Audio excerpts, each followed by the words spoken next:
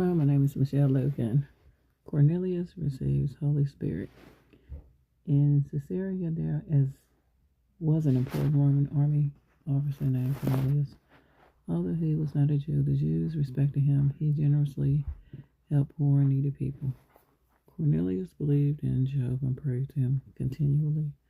One day an angel appeared to Cornelius and said, "God has heard your prayers. Now send men to the city of Joppa where Peter is staying and ask him to come to you immediately." Cornelius sent 3 men to Joppa, about 30 miles to the south. Meanwhile, in Joppa, Peter had a vision. He saw animals that Jews were not allowed to eat. He heard a voice telling him to eat. Peter refused, saying, "But I have never eaten an unclean animal in my life." The voice then told him, "Do not call these animals unclean. God has made them clean." Peter was told, "There are 3 men at your door. Go with them."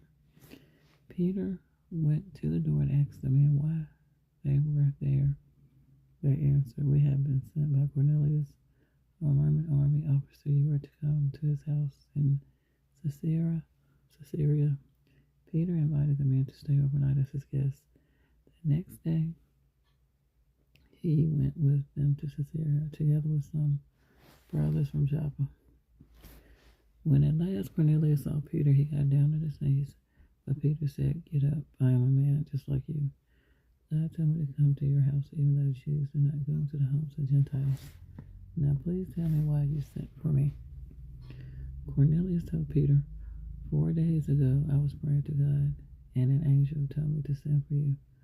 Please teach us the words of Jehovah." Peter said, "I have learned that God is not partial.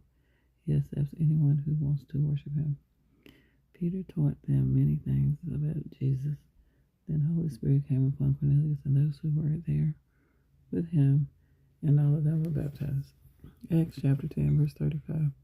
In every nation, a man who fears God and does what is right is acceptable to him. Why did Peter refuse to eat unclean animals? Why did Jehovah tell Peter to go to the house of the Gentiles? Acts chapter 10, verses 1 through 48. Now there was a man in Caesarea named Cornelius, an army officer in what was called the Italian unit. He was a devout man who feared God together with all his household, and he made many gifts of mercy to the people and made supplication to God continually. About the 9th hour of the day, he saw plainly in vision an angel of God come to him and say, "Cornelius." Stared at him, terrified, and asked, "What is it, Lord?" He said to him, "Your prayers and gifts of mercy have ascended as a remembrance before